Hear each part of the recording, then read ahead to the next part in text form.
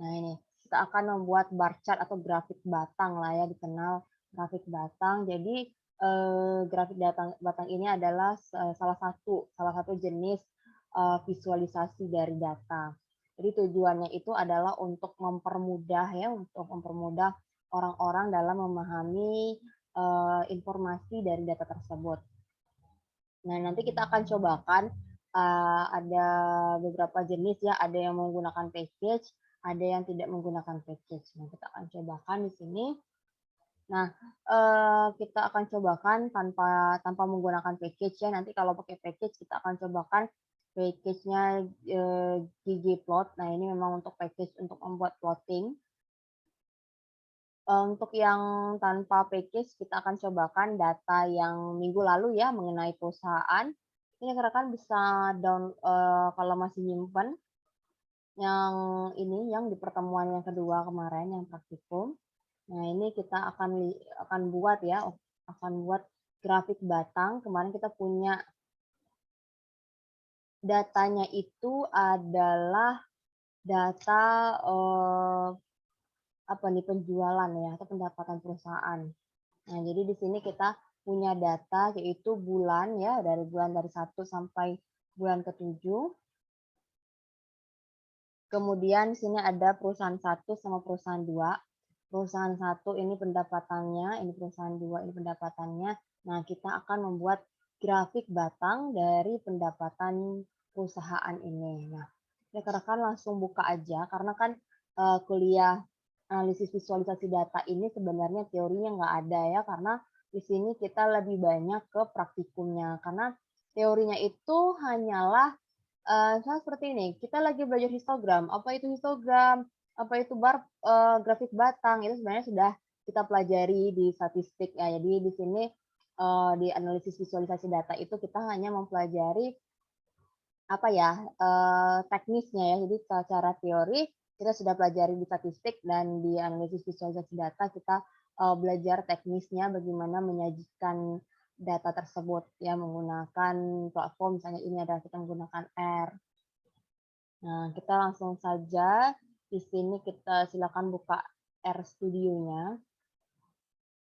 Buka R Studio-nya, kita akan cobakan ya, misalnya di sini tadi kita akan buat grafik batang untuk pendapatan perusahaan.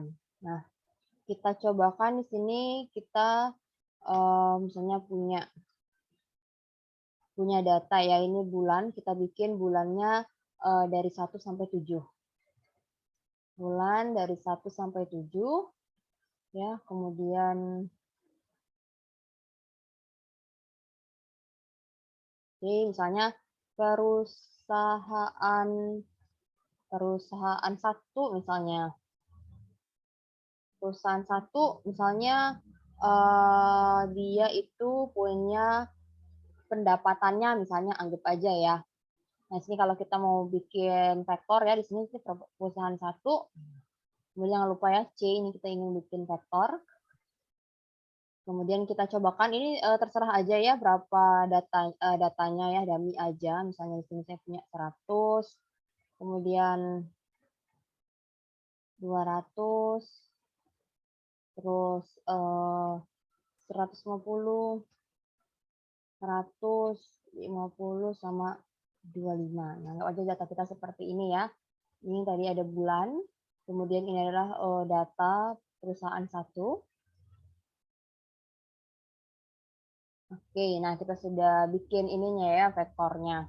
Nah, selanjutnya kita akan bikin grafik batangnya. Nah, grafik batangnya ini kita tidak menggunakan package. Kita tidak menggunakan package. Di sini kita menggunakan fungsi yang namanya bar plot ya. Bar plot. Nah, ini sintaksnya lumayan mudah ya. Jadi di sini kita hanya panggil fungsi. Jadi fungsi ini sudah fungsi bawaan dari R ya, tanpa kita mau install package dulu. Ini sudah ada di R. Di sini kita menggunakan bar plot, kemudian bar plot S titik matrix artinya data yang perusahaan satu ini, yang telah kita panggil tadi ya, sudah kita jadikan vektor, kita jadikan data itu sebagai matriks. Nah, jadi fungsinya di sini bar plot, buka kurung, S titik matriks perusahaan satu, artinya data vektor perusahaan satu tadi jadikan matriks. Kemudian koma main sama dengan pendapatan perusahaan satu, ini adalah untuk judul ya, untuk judulnya. Jadi kalau ada sintaksnya tulisannya main, nah berarti itu adalah untuk judulnya. Main sama dengan pendapatan satu, karena ini ada kita berupa ini ya tulisan karakter, jadi harus kasih tanda kutip. Kemudian koma ylab, ya ylab ini adalah untuk garis ini ya, untuk sumbu y-nya. Sumbu y-nya itu kita labelkan dengan pendapatan. Kemudian untuk color-nya itu kita gunakan ya rainbow, artinya warna-warni ya, ada 7 warna. Kalau seandainya kita tidak bikin 7 warna, takutnya ada warna yang samaan gitu. Jadi kita bikin rainbow dalam kurung 7, artinya ada 7 warna pelangi. Seperti itu.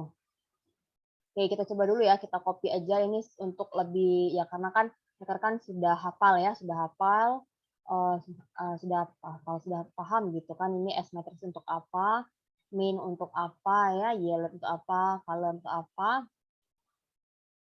Nah, ini tinggal kita copy aja. Kalau ngetik kayaknya lama ya. Nah, saya copy aja biar lebih cepat.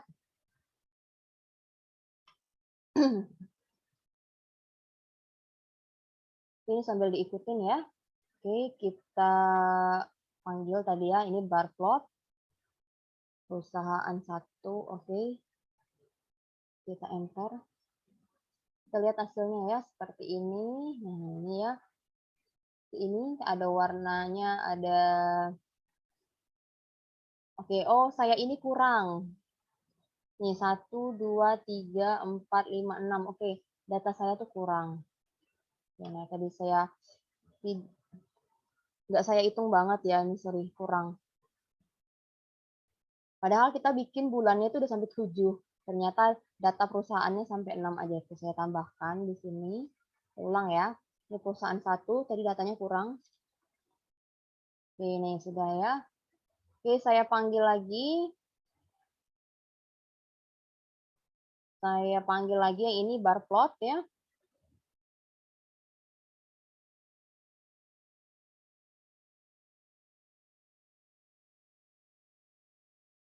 Oke, kita panggil lagi yang ini yang bar plot ya. Kita bikin grafik batangnya di sini. Nah, ini ya grafik batangnya. Jadi di sini warnanya ada 7 macam warna karena kita panggil di sini color sama dengan rainbow 7, artinya ada 7 warna. Nah, di sini kelihatan ya, ini adalah sudah terbentuk grafiknya sudah terbentuk. Nah, ini. Nah, ini sebenarnya hampir sama dengan grafik garis kemarin ya, atau line chart kemarin. Tapi bedanya kalau grafik garis itu kan hanya berupa garis sama titik-titik poinnya aja. Nah, ini kalau grafik batang sebenarnya sama ya, tujuannya sama. Dia ini untuk memvisualisasikan data, tapi bentuknya ya berupa grafik batang seperti ini. Oke, nah ini belum selesai ya, karena kalau kita menggambarkan grafik ya, grafik tentunya kita perlu bikin legend-nya ya, supaya tahu.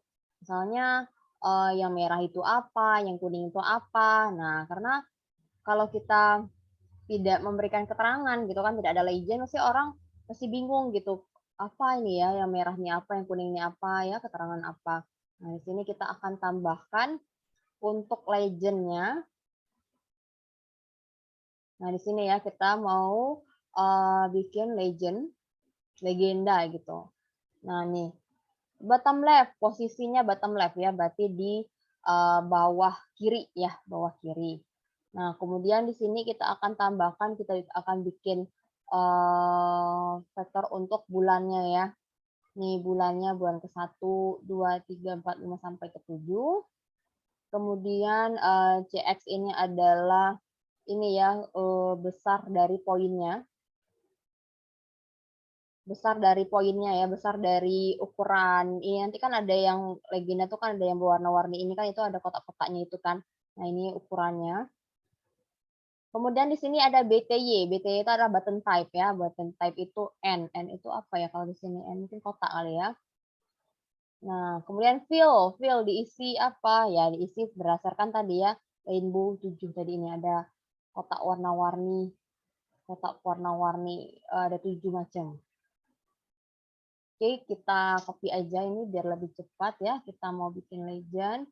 Jadi ini legend ini adalah ini fungsi ya. Legend ini fungsi dari di R ya, sudah ada fungsi R. Di R legend itu untuk membuat legenda.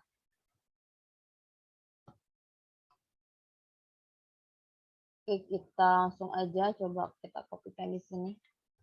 Ya, legend. Kalau seandainya mau posisinya mau di atas misalnya ya, atau mau sebelah kanan bisa juga ya. Jadi terserah sih, tapi lebih bagus posisinya di bottom left ya, kiri bawah.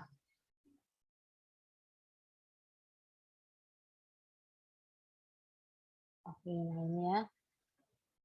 Ini bottom left. Atau kalau kita mau ubah misalnya bottom right misalnya. Oh, sorry sih. Coba saya copy dulu nih ya. Kita copy dulu, kita misalnya mau ubah posisinya itu ke bottom right. Mau nggak ya? Bottom right. Mau taruhnya itu sebelah kanan aja.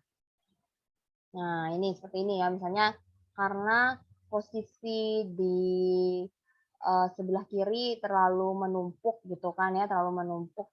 Oh ya, ini karena tadi kita sudah pernah panggil ini, jadi dia ini ya, jadi ketimpa gitu. Nah, ini coba kita panggil lagi. Kita ulang lagi panggil yang dari awal ya. Kita panggil dari bar plotnya di sini. Oke. Kemudian baru kita panggil yang untuk legendnya. Yang legend yang saya perbaiki untuk di sebelah kanan bawah. Nah, ini ya sudah jadi seperti ini. Jadi ini grafik batang ya, grafik batang dia memvisualisasikan data sama seperti grafik garis kemarin. Oke, nah ini kalau kita punya datanya itu adalah data tunggal ya, data tunggal artinya di datanya itu sebarannya itu sedikit gitu kan, misalnya kayak bulan sampai 12 aja. Terus kalau nilai misalnya dari 1 sampai 10 kan sedikit ya, rentang-rentangnya itu sedikit. Nah, misalnya kalau kita punya data yang cukup banyak misalnya kayak rentang nilai dari 0 sampai 100 kan tidak mungkin ya kalau kita bikin seperti ini. Kalau kita hanya punya data atau seperti ini, kalau kita hanya punya rentang nilai dari 0 sampai 10 ya. Nah ini, misalnya ini adalah nilai, ini adalah frekuensinya berapa. Kalau seandainya rentang nilai kita itu hanya 0 sampai 10 kan gampang ya. Misalnya yang dapat 0 misalnya 1, 2, 3, 4, 5, 6, 7, 8, 9, 10 ya seperti ini. Misalnya yang dapat nilai 5. Misalnya yang dapat nilai 5 ada berapa frekuensinya? Yang dapat nilai 4 berapa gitu kan, dapat nilai 3 berapa, nilai 6 ada berapa orang misalnya, nilai 7 ada berapa orang, 8 misalnya. Kalau ini mah enak ya karena rentangnya sedikit gitu. Coba kalau seandainya kita punya nilai dari 0 sampai 100 kan nggak mungkin ya, nggak mungkin kita bikin misalnya 0, 1, 2, 3, 4, 5 gitu kan sampai 100 gitu. 100 kan bakal nggak muat gitu grafiknya. Nah, kita akan bikin di sini histogram ya, karena di sini karena kalau data yang berkelompok seperti itu cocoknya kita menggambarkan ini ya histogram. Nanti kita akan coba ya bikin bentuk histogram. Karena kalau kita hanya bikin grafik batang seperti itu, agak sulit ya. Nggak mungkin dong dari 0 sampai 100 nilainya kita bikin dalam satu grafik seperti ini. Tentunya kan harus kita ini ya, bikin rentang-rentangnya misalnya 0 sampai 10 atau 0 sampai 15 seperti itu. Nah, ini kita akan cobakan untuk membuat histogram. Di sini kita akan perlu di sini yang namanya package yang namanya ggplot2. Nah, sebelumnya kita akan install terlebih dahulu ya ggplot2. Mungkin ada juga yang sudah pernah menginstalnya ketika kuliah di data mining, kayaknya sudah pernah ya. Coba kita cobakan lagi. Nggak tahu package-nya belum ada.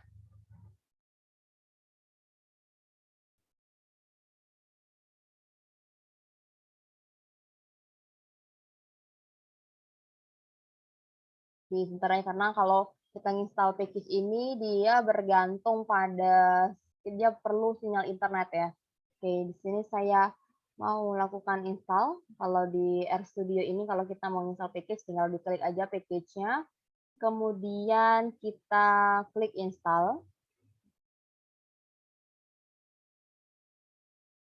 Coba ya saya cari ggplot2. ggplot2 ya ini. Coba ya kita install. Ini mungkin akan sekalian ya sama-sama menginstal di sini. Oke, nah ternyata saya belum menginstal ggplot2. Nah, ini lagi proses menginstal ggplot2. Oke.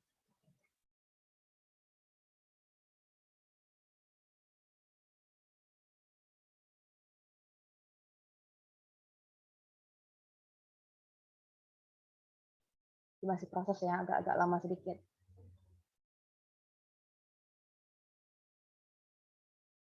Oke, saya sudah berhasil menginstal package ggplot2. Nah, ini gunanya kita akan bikin histogram.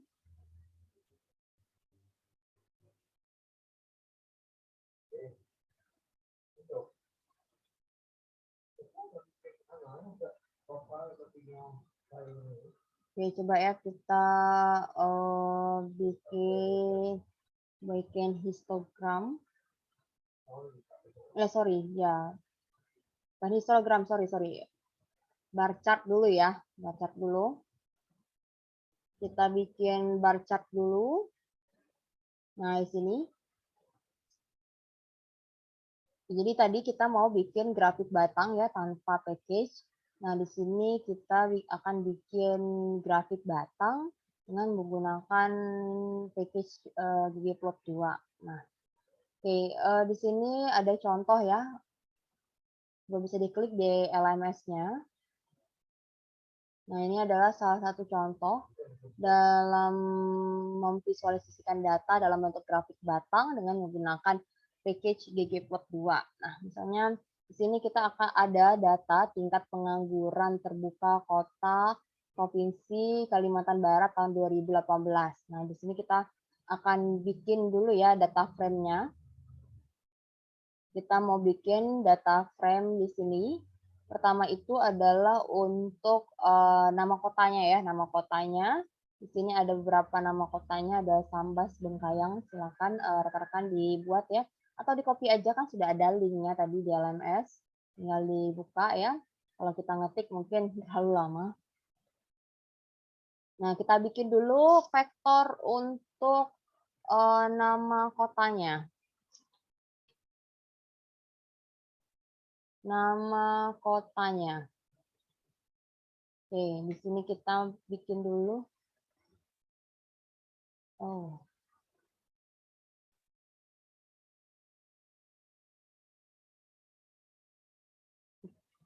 Saya waktunya ini ya kebanyakan. Oke, kita coba saya copy.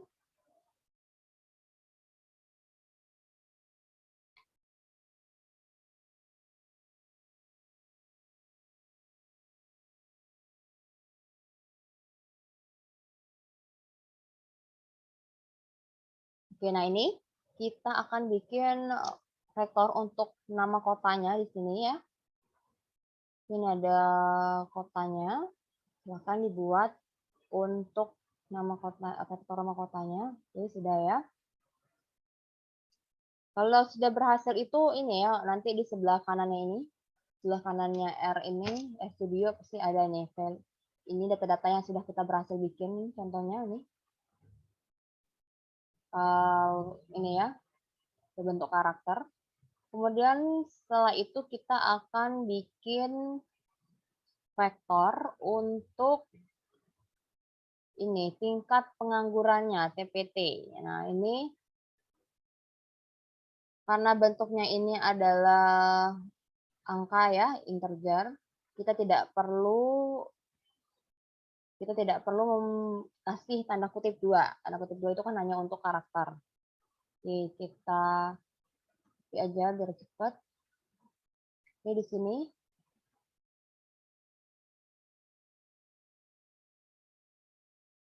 Nah, ini.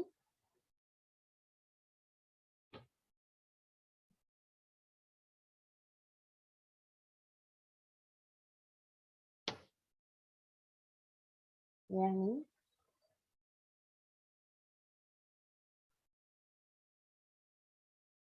Oke. TPT, tingkat pengangguran terbukanya ini. Bisa saya kopikan aja ke sini.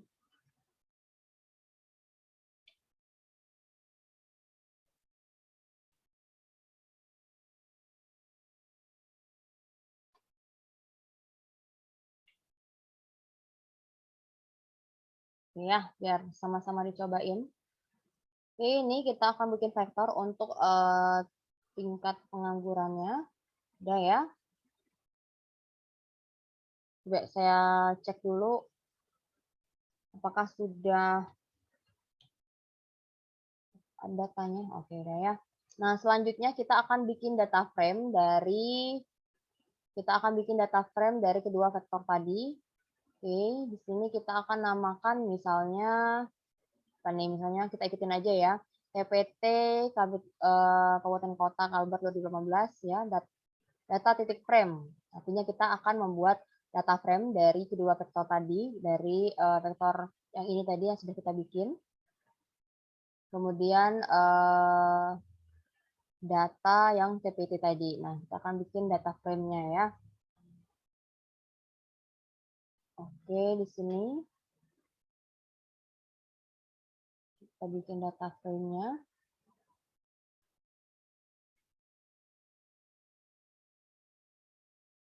Oke, udah, coba kita panggil datanya, apakah dia sudah membentuk data frame-nya. Oke ya, udah ya, ini sudah terbentuk data frame-nya ini. Nah, ini data frame-nya. Oke, selanjutnya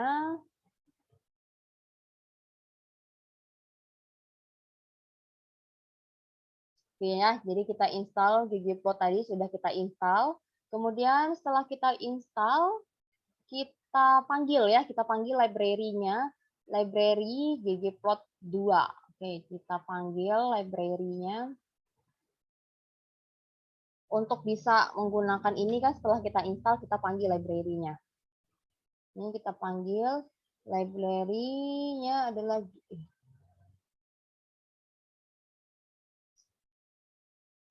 ya, kita panggil ggplot2. Ini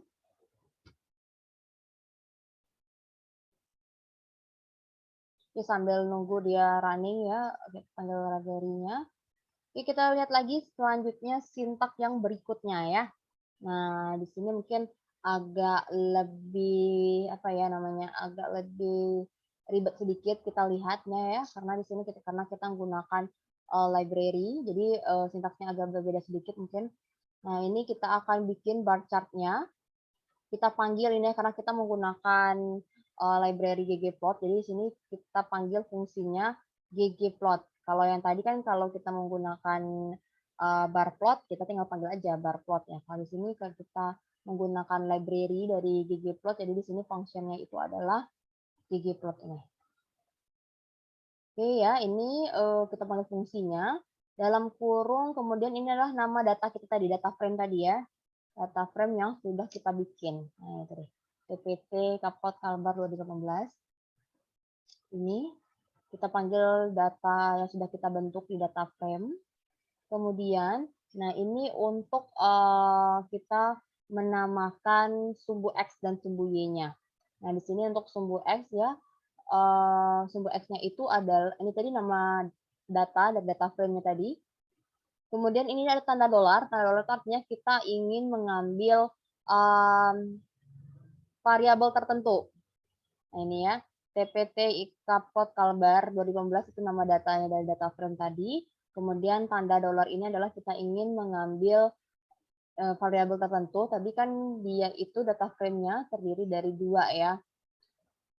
Kapot Kalbar sama TPT. Nah, di sini untuk sumbu X-nya itu adalah data ini ya, data nama kabupaten kota. Yang mana variabelnya tadi namanya Kapot Kalbar. Kemudian yang sumbu Y-nya itu adalah tingkat pengangguran. Tadi namanya nama variabelnya TPT ya. Nah, jadi di sini sumbu Y data frame-nya, kemudian tanda dolar karena kita akan mengambil khusus untuk variabel TPT. Kemudian di sini tambah itu artinya apa ya, gabung gitu. Gambar statistik identity. Nah, ini untuk pengaturan dari ininya ya, angle-nya teksnya itu ukuran berapa seperti itu. Kemudian di sini ada title ya, title-nya itu di sini. Title untuk yang di atasnya, tingkat pengangguran terbuka yang ini. Kemudian di sini ada subtitle ya, subtitle artinya kalau kita perlu subtitle di bawah, bisa kita tambahkan subtitle-nya. Nah, kalau seandainya kita mau ada biasanya kan suka gitu ya, sumber dari mana gitu di bawah. Nah, kita bisa membuat caption di sini, caption. Kemudian label untuk sumbu Y ya, di sini label untuk sumbu Y, TPT dalam persen. Kemudian ini juga label untuk sumbu X di sini, kabupaten atau kota. Nah, kalau untuk yang di sini X ini ya, untuk menamakan sumbu X-nya. Kalau yang labs ini yang ini ya, X sama dengan kabupaten kota itu hanya untuk labelnya. Oke, nah ini mungkin bisa di copy aja. Kita cobakan ya.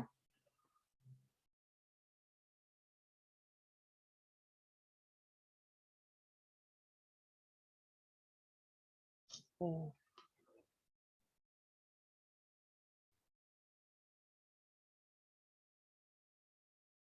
Oke, nah tadi sudah kita panggil ya library untuk ggplot 2-nya.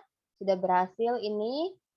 Nah, selanjutnya kita panggil ya, kita bikin untuk grafik batangnya tadi menggunakan functionnya ini adalah ggplot. Oke, kita panggil.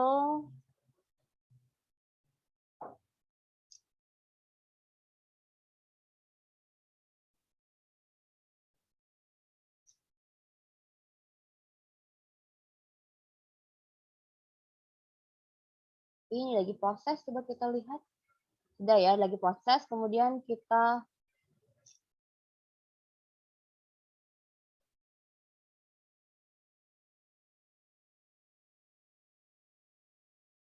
panggil. Nah, tadi kan sudah kita running, sekarang kita panggil ya.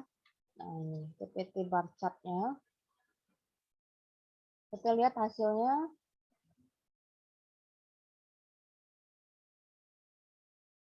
Ya, agak lama ya dia.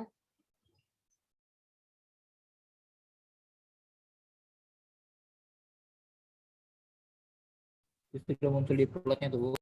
Kenapa? Kenapa? Biasanya sudah muncul di plot. Oh, kalau ini dia masih masih proses nih, soalnya di tempat saya itu masih tulisannya itu tanda merahnya masih ada. Tanda merahnya itu masih ada, tulisannya masih kayak ada tulisan stop gitu. Mungkin kalian sudah muncul ya. Kayak itu mungkin aduh, ntar dia minta di-terminate lagi. Oke, sebentar ya. Ini R-nya agak bermasalah. Kalau kalian sudah muncul belum? Sudah, Bu. Sudah ya. Sudah, Oke. Bu. Ini R saya yang sedang bermasalah nih. Dia minta di nih. Ya, karena kalau udah digabung dengan Zoom ini dia agak lemot sedikit. Ya, lagi proses dia.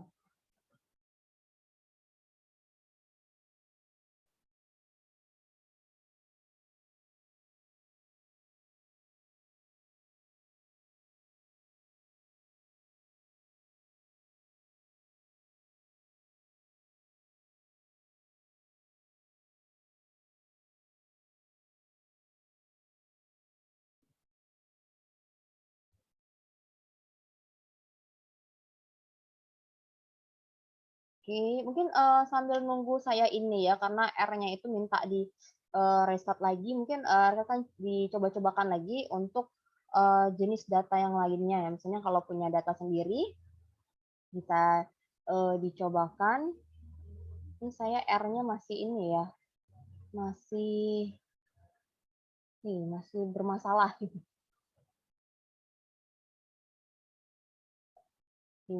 Saya akan close dulu, ini R-nya saya buka lagi. Oke, tapi sampai sejauh ini sudah berhasil ya? Sudah berhasil ya tadi untuk bikin sudah ya, oke, berarti tidak bermasalah. Jadi hasilnya itu ya sama ya seperti yang di sini. Hasilnya, nah dia. Oke, nah ini ya hasilnya. Hasilnya kita bisa membuat grafik batang. Nah, jadi dia ini lebih apa ya tadi ya, kalau kita menggunakan yang kita coba yang pertama kali itu adalah barcode tadi, dia sangat sederhana sekali ya. Nah, kalau kita menggunakan package dari ggplot ini kita bisa banyak yang ini ya, yang kita bisa tampilkan tadi misalnya ini ada sumber. Sebenarnya sama aja sih, sebenarnya bisa juga gitu kan ya. Sebenarnya bisa juga kalau kita menggunakan package kan tentunya lebih ini ya, lebih mudah gitu. Karena dengan sekali ini aja misalnya tidak terlalu banyak yang perlu kita tambah-tambahkan karena dia sudah ada di package-nya. Jadi biasa lebih mudah gitu. Menggunakan package yang lain juga bisa sih.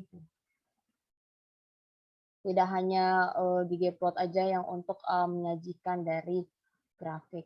Oke, nah mungkin sambil saya buka RStudio lagi, mungkin bisa dicobakan. Kalau ini kan tampilannya masih berantakan ya, bukan berantakan ya. Maksudnya kalau gini kan kita masih agak kesulitan menentukan yang mana yang urutan, misalnya yang pertama, yang kedua gitu kan, yang ketiga. Kalau ini kalau ini kan kita tidak bergantung pada, kalau contoh kan kayak bulan 1, 2, 3, 4, 5 itu kan kalau bulan kan kita perlu mengikuti urutan dari bulan. Nah, kalau seperti ini nih ya, kalau ini kan cuma nama-nama kota aja. Mau Bengkayangnya di urutan yang taruh kelima gitu kan, mau Kapuas Hulunya taruh yang pertama kan sebenarnya tidak ada masalah gitu. Nah, di sini kita bisa mudah untuk mengurutkannya. Nah, di sini bisa kita tambahkan ya sintaks untuk mengurutkan. Nah, di sini ya bisa kita urutkan. Nah, tadi grafik di atas tadi tampak berantakan dan tidak berurutan ya. Jadi kita bisa merapikan grafik batang dengan mengurutkan misalnya dari nilai tingkat pengangguran yang paling tinggi ke rendah ya, gitu. Nah, ini kita akan bikin grafik ya, mengurutkan data tertinggi sampai ke terendah.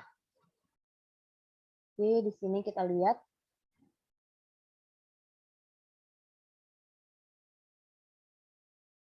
Oke, kalau di sini apa bedanya di sini? Ada nggak bedanya? Oke, kita lihat.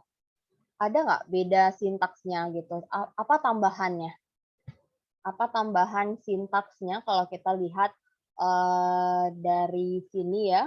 Kalau kita lihat dari sini, dari yang sintaks yang pertama sama sintaks kedua, apa penambahannya sehingga kita bisa melakukan pengurutan ya dari yang tertinggi ke terendah gitu. Coba dilihat-lihat. Yang ini sama yang ini sintaksnya, kira-kira penambahannya apa? Reorder, Bu. Oke, ya di reorder karena kita akan mengorderkan dari yang tinggi ke rendah. Oke, sekarang dicoba aja ya. Dicoba aja ini. Nah, ini hasilnya seperti ini, mengurutkan dari data tertinggi dan ke data yang terendah. Oke, dari grafik ini kan kelihatan ya datanya seperti apa. Kalau yang pertama tadi orang mungkin agak lama juga melihatnya seperti itu kan. Jadi misalnya oh ternyata yang paling kelihatan gitu kan, yang paling kelihatan nilai yang paling tinggi itu adalah Pontianak. Yang keduanya yang mana ya? Ketiganya yang mana gitu. Pasti kan agak kesulitan orang melihatnya. Nah, karena ada juga yang mungkin soalnya kayak dia ini hampir hampir aja sama gedenya. Misalnya kayak yang ini kan kayak Ketapang sama apa nih ya, Malawi gitu kan. Nah, ini tuh sama gedenya gitu. Nah, jadi lebih baik kita melakukan reorder. Nah, jadi seperti ini. Jadi kalau kita bisa ya kita lakukan reorder pengurutan, jadi bisa orang mendapatkan informasi itu lebih cepat. Misalnya kayak gini, ternyata yang paling tinggi itu Pontianak diikuti dengan Singkawang. Kemudian tingkat pengangguran yang paling rendah itu adalah Kapuas Hulu. Jadi orang lebih cepat untuk mendapatkan informasinya.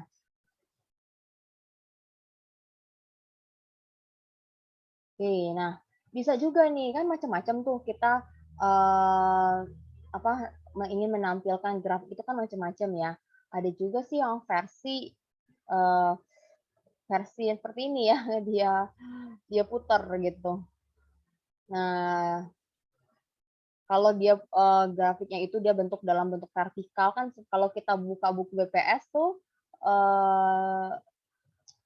ada juga sih yang bikin seperti ini, tapi lebih banyak kalau di BPS. Di BPS itu orang menggunakan grafik batangnya itu bentuknya seperti ini. Apalagi kalau misalnya datanya itu banyak ya, contoh seperti ini.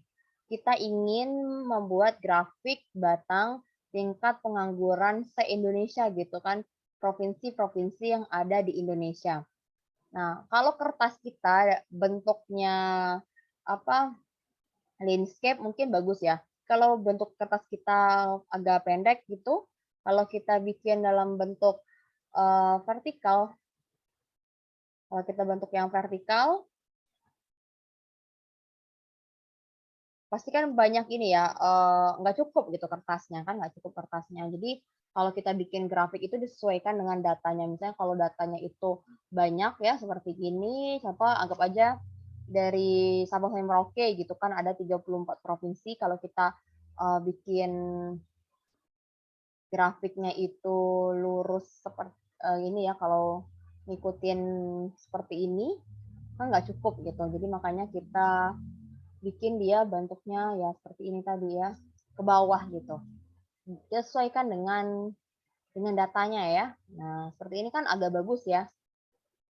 Ini kalau datanya nggak terlalu banyak, mungkin bisa kita menggunakan seperti ini. Kalau datanya banyak, gitu. Ini kan hanya ya nggak nyampe 15 ya. Coba kalau datanya seperti banyaknya provinsi di Indonesia, misalnya ada 34 provinsi, jadi agak banyak itu dia ke samping. Jadi kalau kita punya data yang agak banyak, bisa kita bikin seperti ini aja. Nah, ini. Jadi kita putar.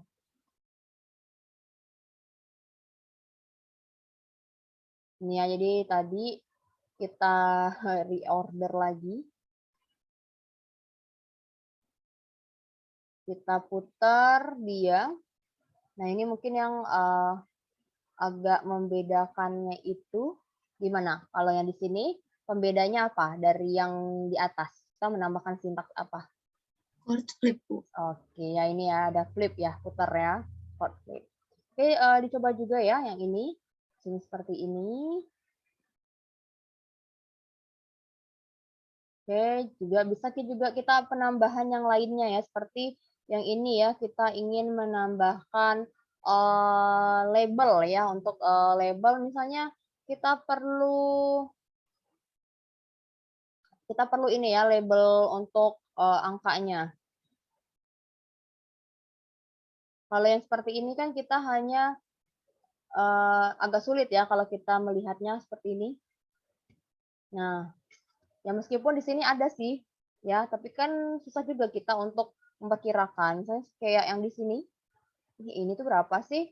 Pokoknya dia itu sebelum 7,5, kan kita nggak tahu ya berapa gitu. Nah, ini mungkin bisa kita tambahkan labelnya.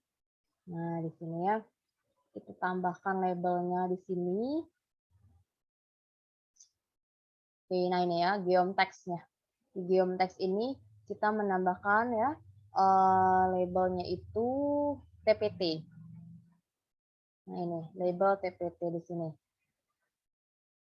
Ya meskipun ya di sininya itu ada, tapi kan susah ya kita membacanya. Jadi di sini untuk menambah supaya orang gampang bacanya bisa kita tambahkan lagi nih. Di sini label ini ya di geomtext ya ini label sama dengan TPT. Oke, itu coba juga ya. Oke. Saya belum manggil-manggil R-nya sih. Ya, rekan-rekan sekalian dicobakan ya.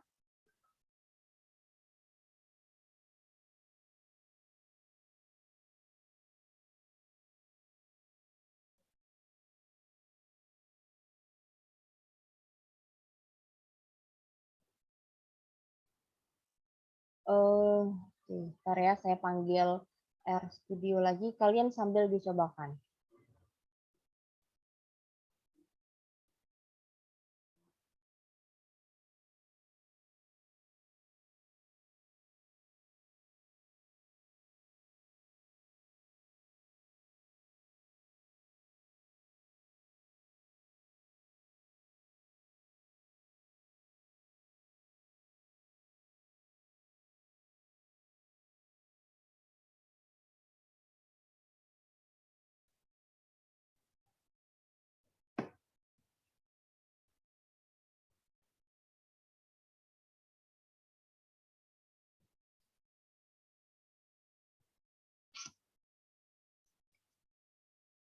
Nah, ini untuk warnanya juga bisa ya disesuaikan aja, terserah mau warnanya apa.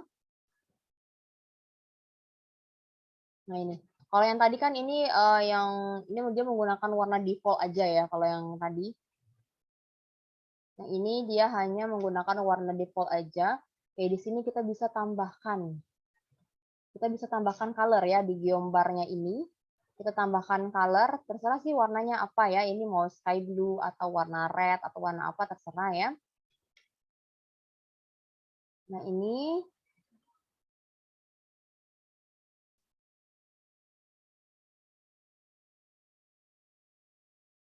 mungkin kalian bisa dicoba-cobakan aja ganti-ganti warna.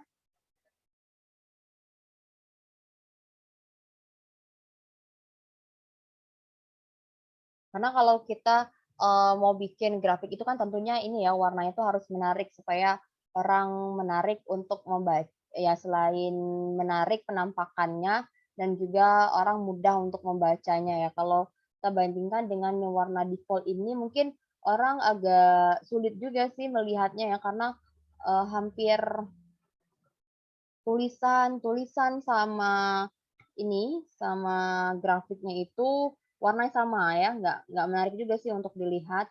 Nah, jadi supaya lebih menarik ya kita bikin kontras ya antara warna dan tulisan seperti itu. Kalau yang kayak gini kan orang mau menentukan fokusnya itu susah ya, mau menentukan fokus di mana karena warnanya sama semua. Nah, kalau yang seperti ini ya bisa kita orang bisa fokus melihat dari bentuk dari grafiknya. Oke, ya. Oh, saya mau balik lagi coba untuk di RStudio-nya.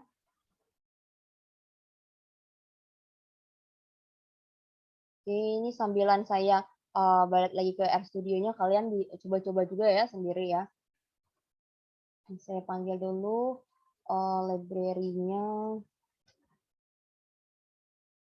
ggplot2.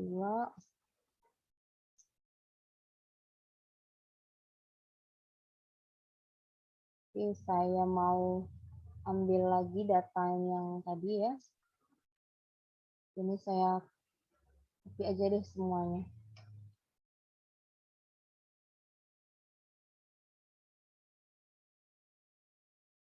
Oke, saya panggil. Oke, udah. Oke, sampai sini bisa diikuti ya semuanya. Halo? Bisa, Bu. Oke, bisa ya. Oke, karena gampang. Ya, karena memang kuliah kita ini hanya kuliah ini ya. Kalau yang untuk analisis visualisasi data yang bagian UTS-nya ini ya cuman teknis aja gitu karena kita sudah belajar di statistik, kemudian kita sudah paham makna misalnya kalau untuk grafik batang itu gunanya seperti apa ya, bagaimana cara membacanya, kemudian apa-apa aja sih kelengkapan dari grafik batang. Nah, tinggal di mata kuliah analisis visualisasi data baru kita cobakan membuatnya menggunakan platform R ya. Jadi maksud saya sih tidak terlalu sulit. Oke, saya coba lagi di sini.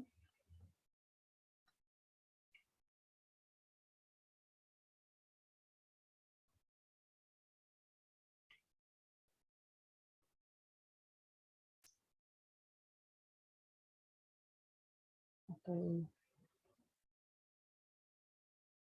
Ini tadi saya sudah berhasil. Kemudian kita akan cobakan lagi untuk menggunakan yang bentuknya itu adalah order ya. Langsung aja deh saya bentuk yang ini.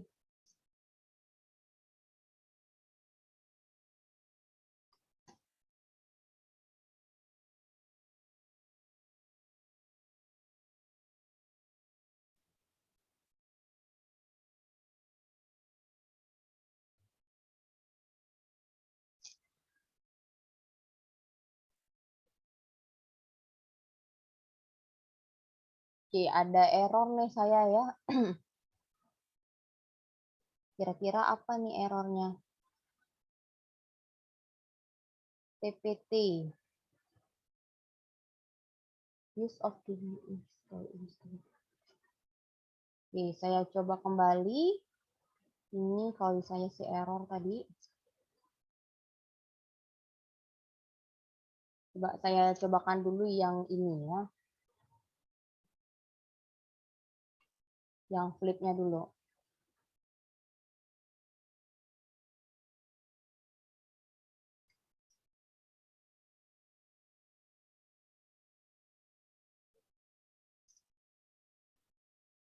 Oke, nah ini ya tadi saya sudah berhasil menggunakan yang bentuk yang flip ya, kita putar. Oke, yang sekarang saya coba lagi untuk yang ada labelnya. Jadi di geombarnya itu, di geom text-nya tadi ya, di geom text-nya tadi kita gunakan yang ini ya, labelnya itu adalah label yang ini. Oke, coba dulu saya, jadi kenapa dia error ya?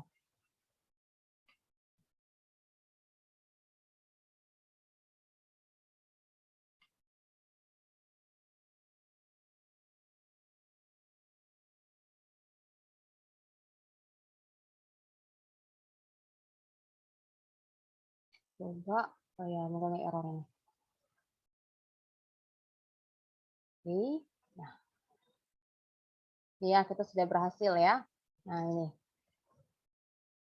kita membuat bar chart di sini dengan menggunakan package ggplot ya, jadi lebih bagus tampilannya.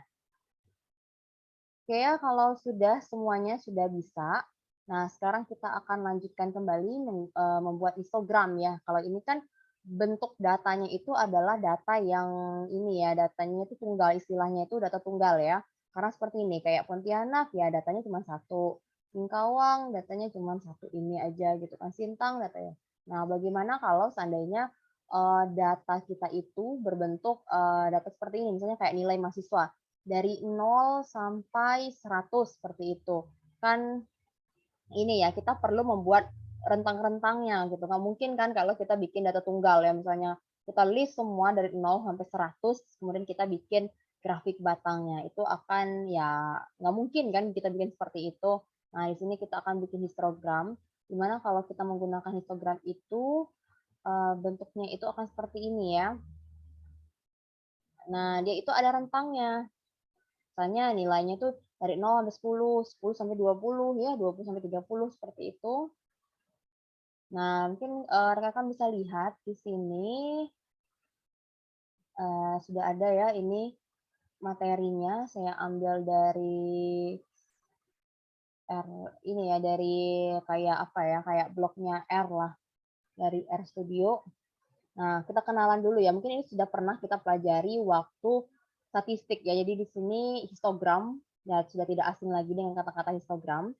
Jadi histogram itu kalau kita lihat dari asal bahasanya, histo itu adalah tegak ya, gram itu ada tulisan. Jadi sebenarnya histogram itu ya hampir sama sih dengan grafik batang ya, yaitu representasi grafik yang mewakili distribusi dari data kontinu ya berupa deretan batang. Kalau seandainya yang kita belajar tadi grafik batang itu kan hanya untuk data tunggal ya, data tunggal seperti tadi misalnya kayak Bengkayang nilainya hanya 7% seperti itu. Terus Pontianak 6% itu data tunggal.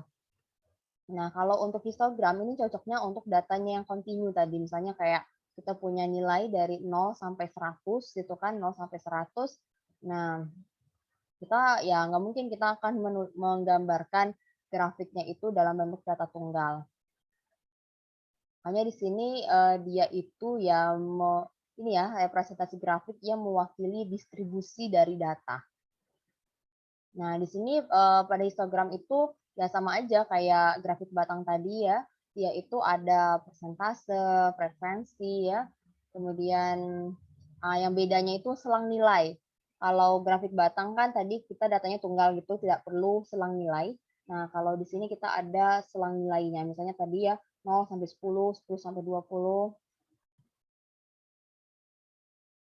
Oke, nah kita lihat di sini sebenarnya histogram ini dia itu ini ya memiliki makna lagi gitu bentuk dari bentuk ininya bentuk histogram itu nanti akan ada kelihatan pemusatan data ya. Nah, waktu kita belajar statistik ada istilahnya itu ukuran pemusatan. Itu masih ingat ya?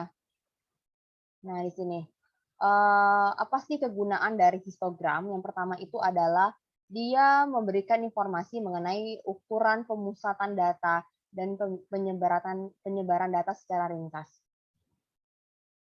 Misalnya contoh seperti ini ya, distribusi data pada histogram akan membentuk suatu kemenjuluran ya. Kita lihat misalnya ini. Ini contoh ya, kemenjuluran misalnya apakah dia ke kiri atau ke kanan gitu. Nah, di sini terdapat 3 jenis ya kemiringan. Yang pertama, kalau yang simetris. Nah, ini simetris. Simetris itu maknanya adalah modusnya itu sama dengan median, sama dengan mean. Maksudnya adalah nilai yang paling banyak muncul itu sama dengan nilai rata-rata. Artinya kan orang banyak nilainya itu yang di sana gitu kan, itu maknanya. Contoh seperti ini, kalau saya gambarkan, ini bentuk, kayak misalnya bentuk histogramnya seperti ini, dia akan menunjukkan suatu bentuk simetris ya, seperti ini. Nah, ini kan artinya nilai rata-rata sama dengan nilai tengah, sama dengan nilai modus ya, yang paling banyak muncul. Anggap aja misalnya ya, anggap aja nilai orang gitu kan, nilai apa ya, nilai UTS atau nilai UAS lah seperti itu. Nilai UTS misalnya. Nah, di sini nilainya itu adalah 80 misalnya seperti itu ya. Nah, ini artinya di kelas itu ya, di kelas itu nilai orang itu paling banyak gitu kan ya, paling banyak itu ya di area tengah-tengah ini gitu. Di area tengah-tengah itu yaitu orang-orang yang memiliki nilai ya sekitar 80. Jadi kan nih orang banyak nilainya itu di 80 misalnya seperti itu. Jadi nilai rata-rata sama dengan nilai tengah sama dengan nilai yang paling banyak muncul. Ya, jadi di sini ini paling bagus nih kalau seandainya uh, dosen atau guru gitu kan ya menggambarkan nilai mahasiswa yang kondisi seperti yang simetris inilah yang paling bagus. Karena apa? Karena nilai yang paling banyak muncul sama dengan nilai tengah, sama dengan nilai rata-rata. Artinya kan nilai rata-rata orang sekitar 80 dan banyak muncul kan artinya itu nilai orang paling banyak ya ini ya nilai 80. Nah, ini yang paling bagus gitu. Bentuknya simetris. Oke, ini terus ada lagi nih yang kemunculannya itu nah ini ya miring ke kanan. Miring ke kanan. Miring ke kanan. Nah, ini yang nggak bagus gitu kan, nggak bagus. Kenapa? Kalau miring ke kanan seperti ini ya, menjulur menjulur ke kanan. Artinya nilai rata-ratanya itu lebih besar daripada nilai tengah, lebih besar daripada nilai yang paling banyak muncul. Nah ini dia miring ke kanan, artinya nilai orang yang kecil gitu kan ya kalau kita lihat di sini. Kalau kita gambarkan, nih, saya ini ya, artinya kan paling banyak gitu kan ya, paling banyak tuh orang nilainya tuh di sini tuh, di sini. Berarti kan di sini orang numpuk nilai yang kecil-kecil tuh di sini nih. Sebelah sini kan nilai kecil ya. Sebelah sini tuh yang nilai orang yang kecil-kecil. Artinya paling banyak nilai orang tuh yang kecil di sini gitu. Yang kecil di sini ya. Ini yang agak kurang bagus ya. Ini yang miring ke kanan. Oke. Kemudian ada yang miring ke kiri. Miring ke kiri. Nah, ini di mana mean lebih kecil dari median, median lebih kecil daripada nilai modus ya.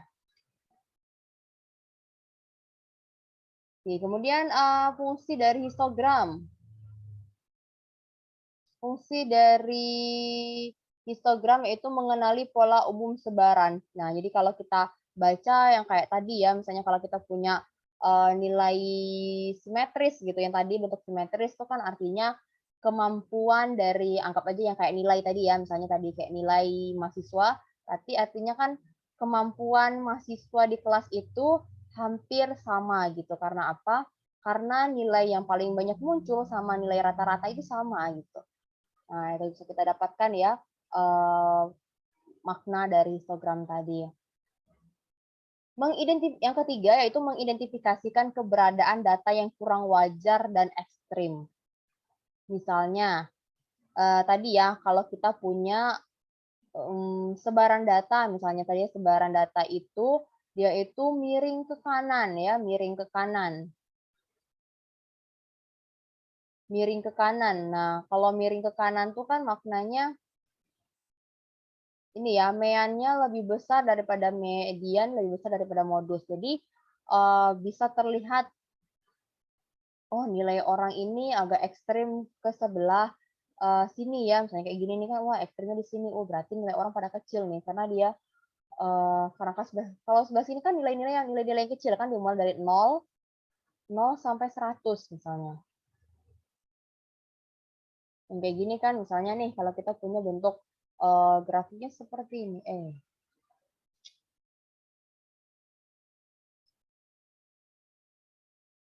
seperti ini ya misalnya. Nah, ini kan kelihatan nih datanya tuh ekstrimnya kemana. Misalnya, ini adalah nilai-nilai mahasiswa gitu kan ya, nilai-nilai mahasiswa. Misalnya ini nilai dari 0, 10, 20, anggap aja ya seperti itu, 30, 40, dan sebagainya.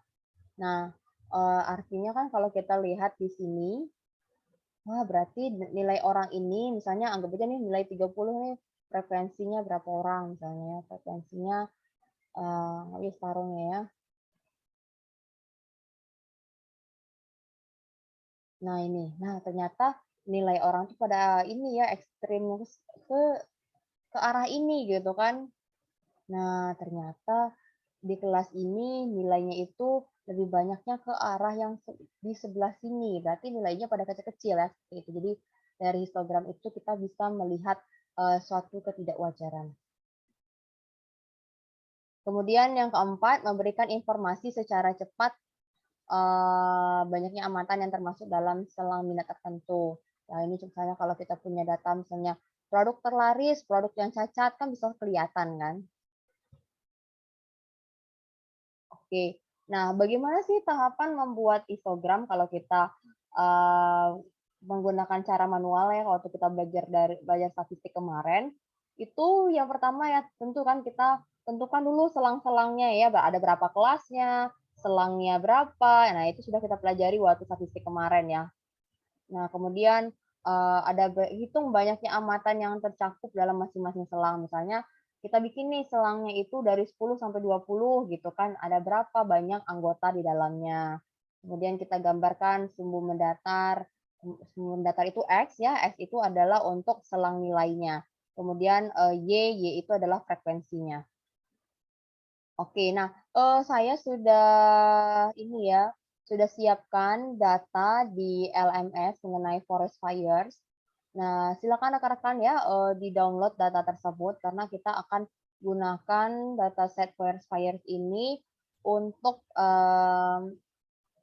di sini untuk kita gunakan ya untuk kita bikin histogram. Oke, kalau saya tadi sudah saya download. Oke, silakan rekan-rekan dibuka ya. Kita akan cobakan.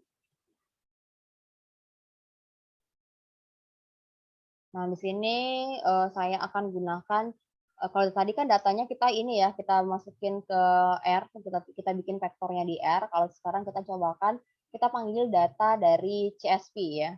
Nah, misalnya di sini saya punya data forest. Forest kita panggil aja ya di sini forest read forest read.csv dalam kurung. Kalau seandainya rekan-rekan tahu path penyimpanannya, mungkin bisa tulis aja misalnya C sama dengan misalnya di mana penyimpanannya, atau kita juga bisa menggunakan yang namanya file choose. Kalau mau cepat sih pakai gini, file choose. Nah, kemudian di sini saya pilih header sama dengan false ya. Saya nggak mau panggil, nggak pakai headernya. Atau ya kita panggil aja seperti ini dulu ya. Nah ini forest ya, kemudian kita read CSV, kemudian kita mau ambil filenya itu, kita gunakan file choose aja di sini. Kita enter. Ini lagi proses dia buka ini ya. Ya, agak lama sedikit dia. Oke. Ini kita select filenya karena ini lebih mudah ya ketimbang kita nulis path-nya di mana. Kalau saya sih lebih senang pakai gunakan file choose ini. Oke, misalnya kita cari foldernya di mana ini.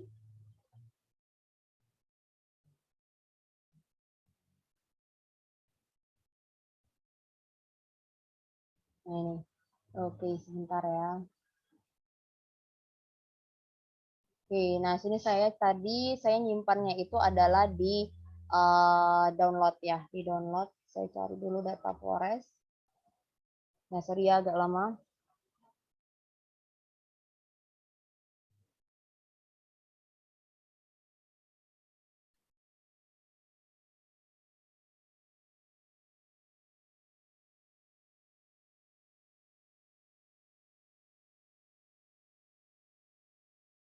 Oke, forest fires. Nah, ini ya forest fires. Ini, oke kita open.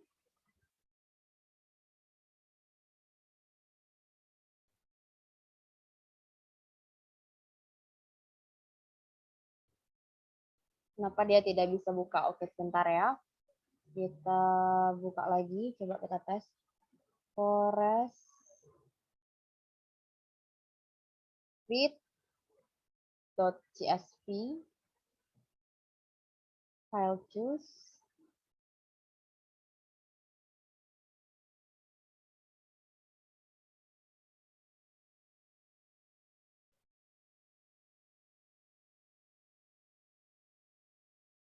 Oke, coba saya panggil lagi.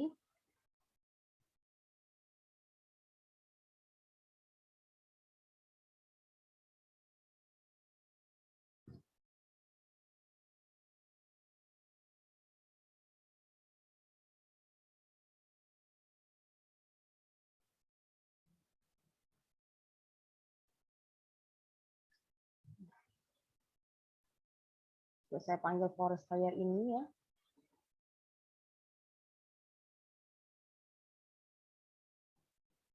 Oke, berhasil ya.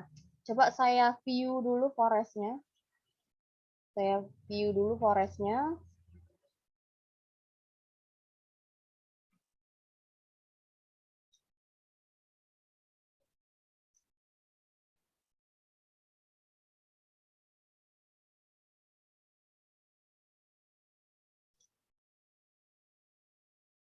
Ini kelihatan ya. Kita lihat dulu datanya ini. Oke, kemudian kita mau lihat tipe datanya ya, tipe data dari data masing-masing variabel yang ada di data forest ini. Nah, bisa kita panggil menggunakan str. str, kemudian datanya nama datanya apa? str forest. Oke, ini kelihatan ya di sini. Nah, di sini kita punya 13 variabel, kemudian ada 517 apa ya, record ya. Nah, di sini ada tipe datanya ya untuk X, Y, month. Ini month, bulan menggunakan karakter ya, day ini menggunakan karakter juga. Nah, di sini ada beberapa temperatur, ini menggunakan numerik-numerik ya. Nah, di sini. Nah, ini kita untuk melihat tipe data dari masing-masing variabelnya. Oke, nah selanjutnya kita akan bangun histogram. Di sini kita akan lihat, misalnya kita ingin melihat distribusi, bagaimana sih distribusi dari temperatur, anggap aja seperti itu ya. Ini tuh kan datanya itu adalah data ini, titik api ya, data titik api. Nah, masing-masing variabelnya itu ada temperatur, ada wind ya, kecepatan anginnya berapa, terus yang lainnya saya kurang tahu ya apa kepanjangan DMC-DC ini. Nah, saya tahu ini temperatur misalnya kan, kemudian kecepatan anginnya berapa, curah hujannya berapa, seperti itu. Nah, kita ingin melihat ini ya, bagaimana sih kecenderungan misalnya ketika terjadinya titik api itu tuh paling banyak di suhu berapa sih gitu kan. Jadi kita bisa menilai, oh ternyata kalau di suhunya segini tuh paling banyak terjadi titik apinya seperti itu. Nah, kita coba ya kita bikin histogramnya. Oke, kita lihat ya bagaimana cara membuat histogram. Nah, ini contohnya adalah contoh kalau kita menggunakan ini ya, salah satu contohnya ini ada orang menggunakan data pasien COVID.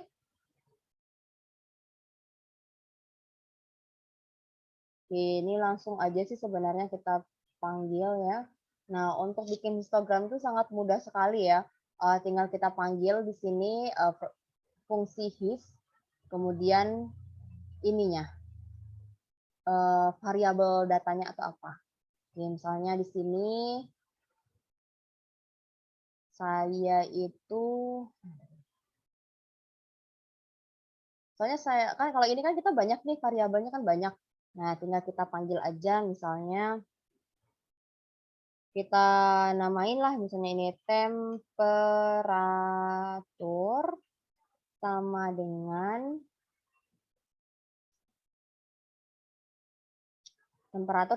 misalnya kita mau ambil data temperatur ya.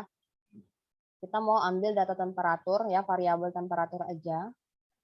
Dari data forest, berarti forest dolar temp. Nah, bisa nggak ya seperti ini coba ya. Oke, coba kita panggil lagi temperaturnya. Kita lihat. Oke ya, sudah terpanggil ya, sudah kita pilih temperaturnya aja. Jadi di sini saya hanya ingin memilih data. Tadi kan kita punya datanya ini nama filenya itu forest ya. Kita hanya ingin mengambil satu variabel aja, yaitu temperatur. Nah, jadi kita ambil aja di sini temperatur sama dengan forest tanda dolar, nama variabelnya temp. Nah, jadi kita hanya mengambil di sini data temperatur. Oke.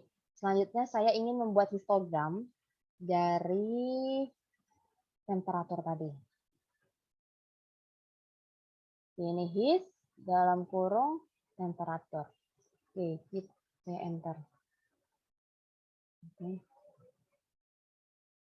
Oke, nah ini hasilnya ya. Ini hasilnya. Ini ada selangnya. Jadi histogram itu terdiri dari sumbu X-nya itu adalah selangnya ya, selang nilainya. Kemudian di sini ada frekuensinya. Jadi kenapa di sini disebut dengan data berkelompok ya? Karena kan sudah ada selang datanya. Misalnya dari data yang misalnya suhu dari 0 sampai 5 gitu kan. 5 sampai 10, 10 sampai 15 gitu. Jadi sudah ada selang datanya. Ini untuk data yang berkelompok ya. Karena sifat datanya itu kontinu ya, misalnya dari 0 sampai 100. Kalau seandainya kita bikin grafik batang yang seperti yang saya ceritakan tadi gitu kan, berapa banyak, berapa luas, berapa besar gitu nanti grafiknya akan kita bikin karena semua angkanya itu dari 0 sampai 100 kita tulis. Nah, jadi kalau kita punya data yang besar, jadi kita kelompokkan saja data-datanya dengan membentuk ini ya, ada selangnya seperti ini. Oke, kita lihat lagi.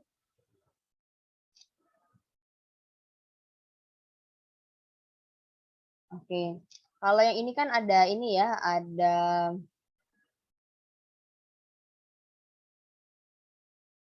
ada selangnya, kemudian ada frekuensinya. Nah, kemudian kita juga bisa melihat yang namanya densitas ya. Densitas itu persentase ya, persentasenya.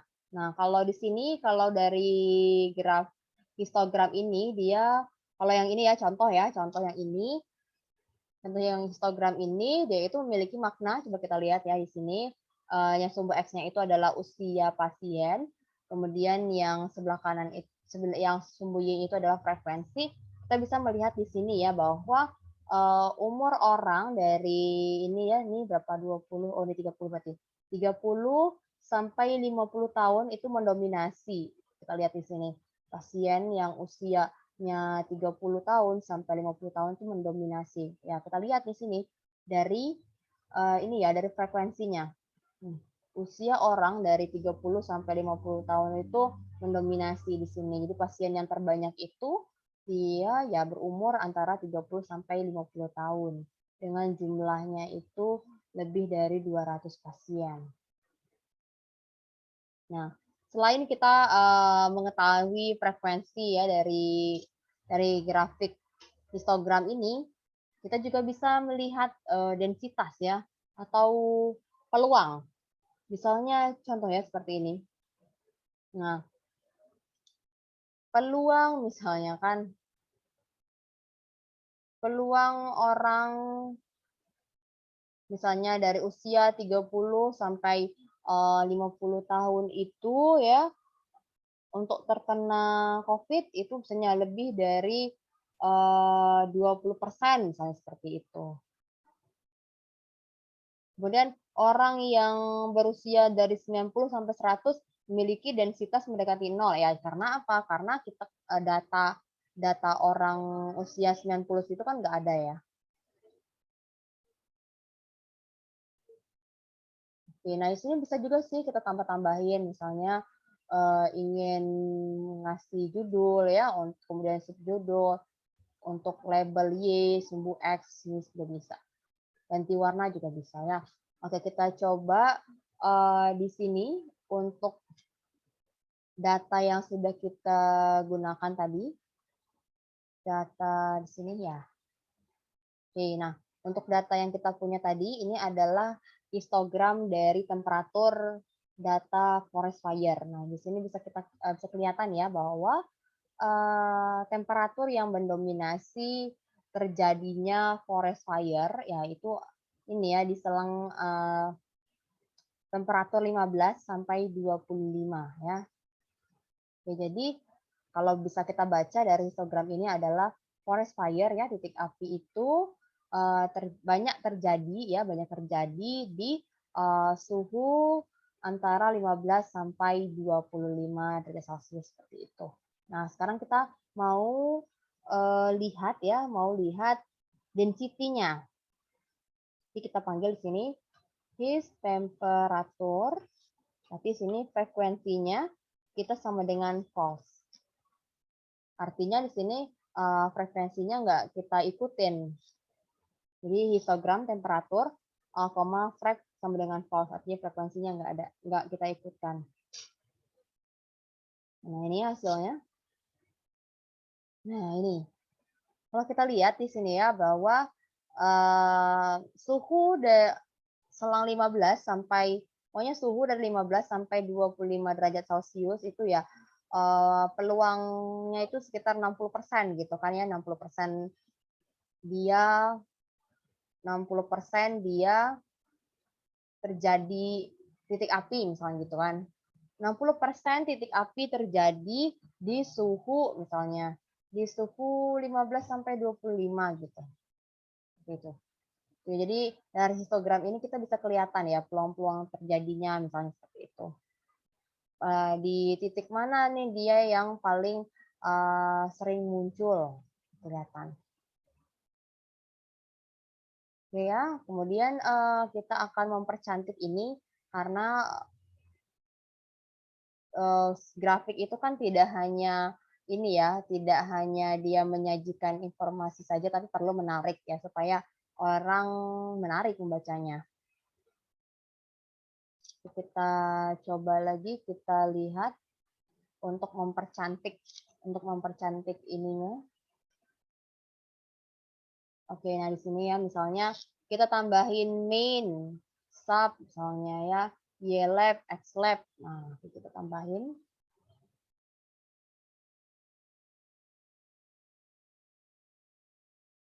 Misalnya di sini, saya copy aja di sini. Misalnya di sini ya, main-nya sama dengan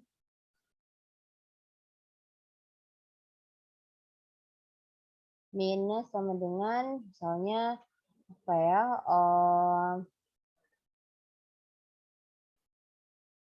temperatur terjadi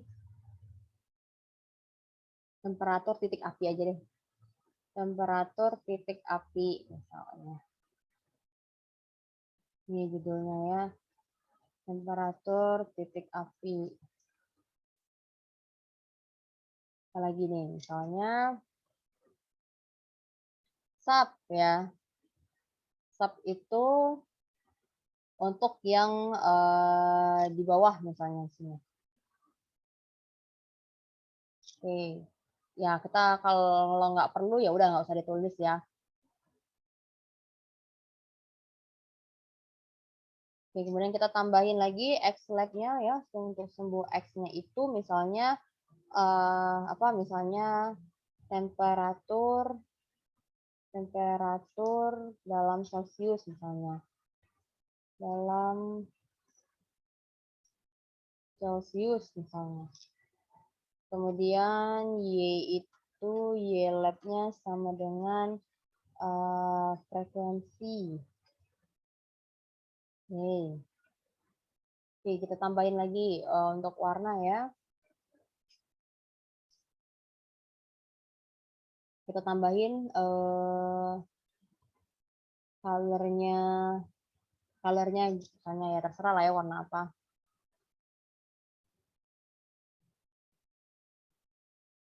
Misalnya warnanya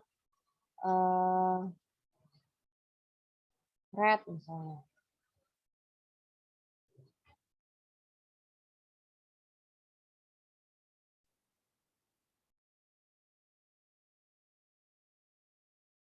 Coba nih dia menggunakan titik 2 atau tanda kutip 2 atau kutip 1 ya. Coba ya, kita coba aja dulu.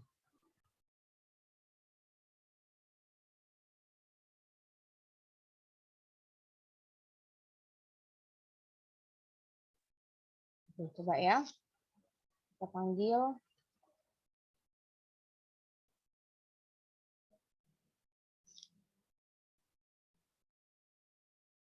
Oke, nah sini ya.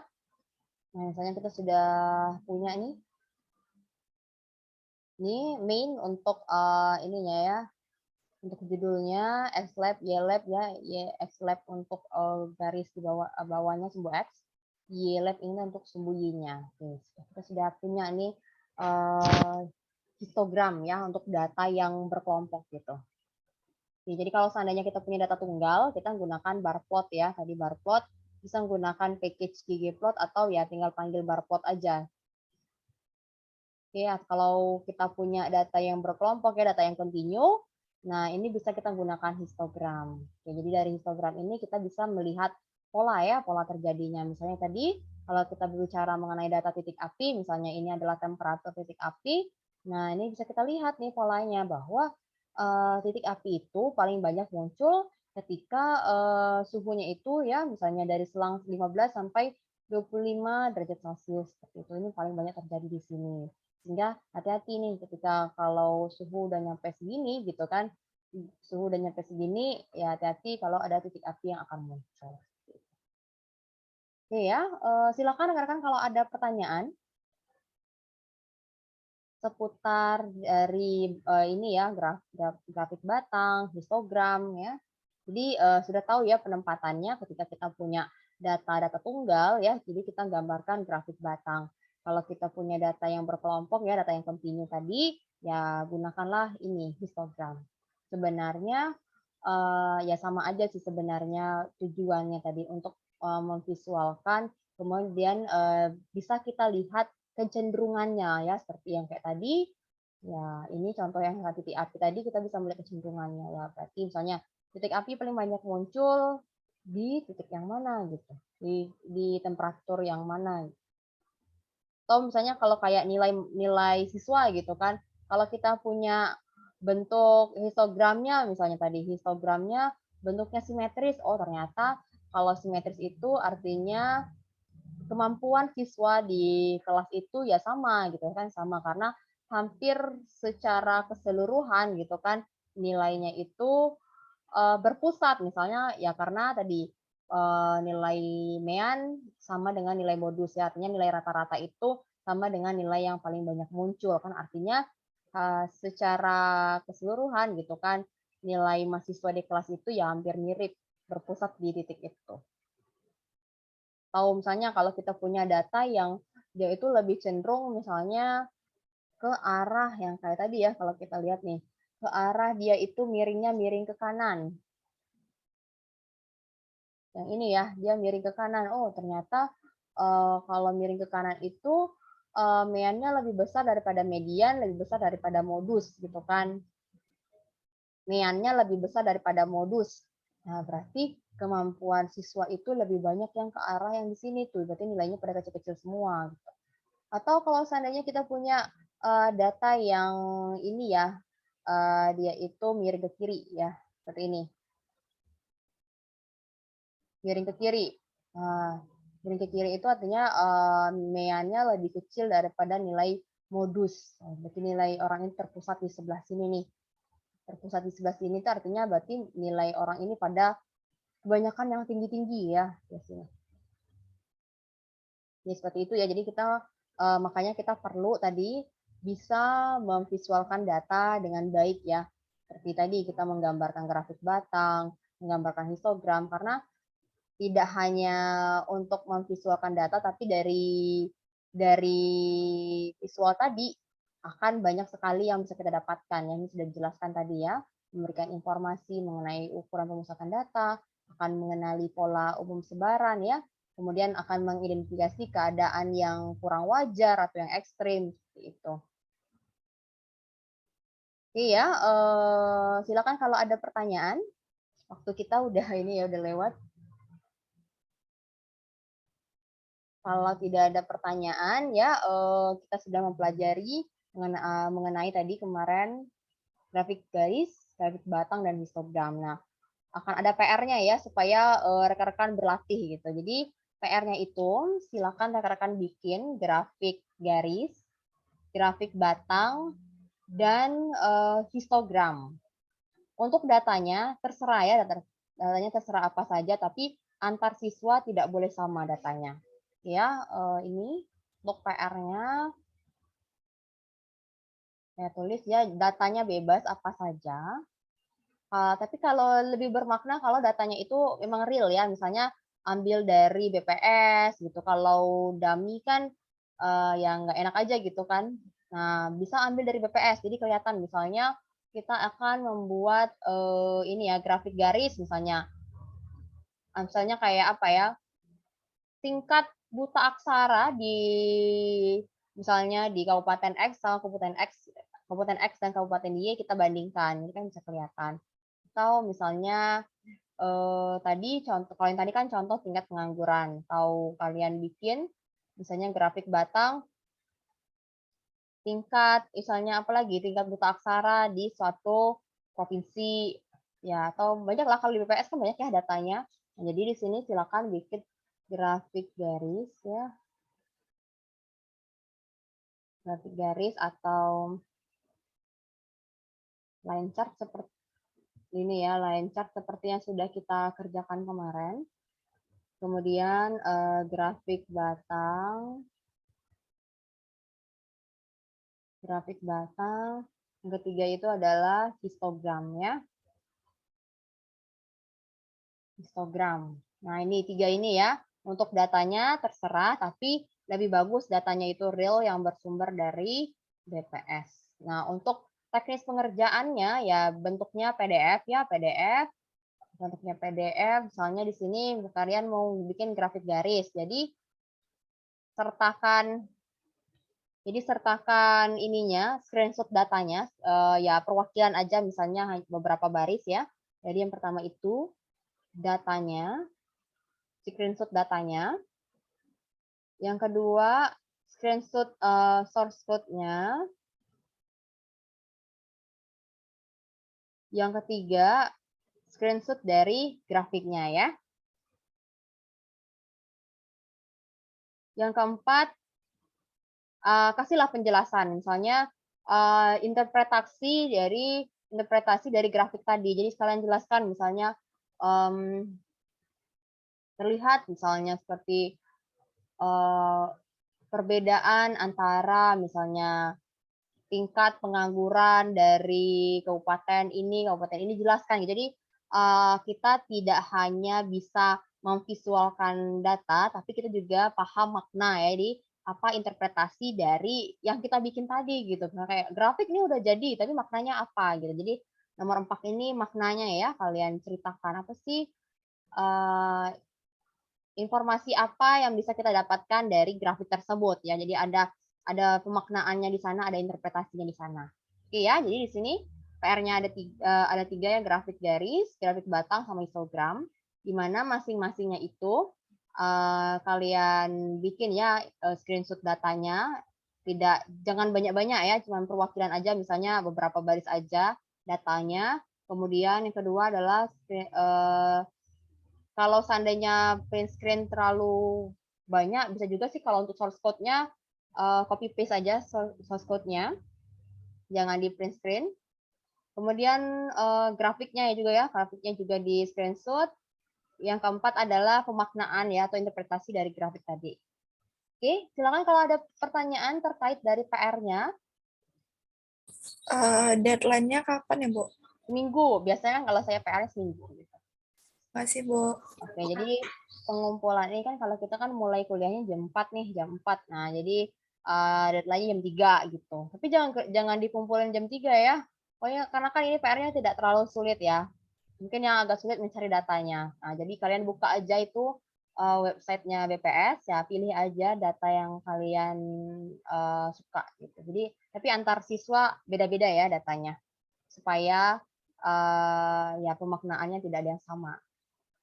Oke, silakan kalau ada pertanyaan lagi. Nanya, Bu. Ya, silakan. Untuk data ketiga grafiknya itu dibedakan berarti kan ya, Bu? Karena banyak datanya beda untuk tiga-tiganya. Ya bebas sih mau sama juga, misalnya kayak apa ya, kayak grafik batang sama kayak misalnya kayak grafik garis, misalnya kan ini hanya misalnya terdiri dari dua variabel ya, dua variabel misalnya kayak provinsi A, provinsi B gitu. Nah, untuk grafik batang berarti ini ya beda-beda sih, bisa juga beda-beda datanya, karena kalau yang untuk histogram ini kan data yang banyak gitu kan ya, data yang banyak gitu. Nah, kalau yang ya dipilih-pilih aja data yang di BPS itu yang disesuaikan lah ya, sesuaikan. Baik, Bu. Terima kasih, Bu. Oke. Oke, silakan kalau ada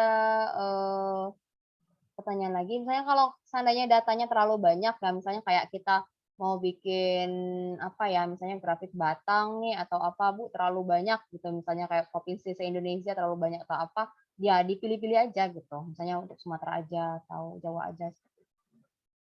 Biar nggak terlalu sulit.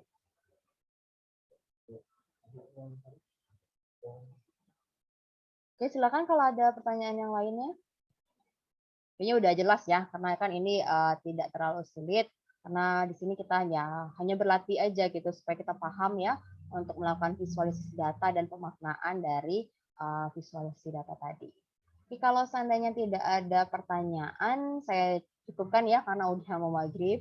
Oke, insya Allah kita bertemu lagi di minggu depan ya di jam 4. Tolong dikerjakan PR-nya karena untuk penilaian ya lebih banyak sih ini ya di PR gitu.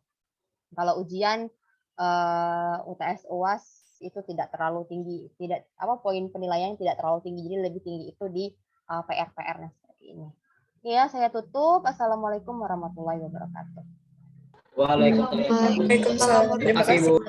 Terima kasih, Bu. Terima kasih, Bu. Waalaikumsalam.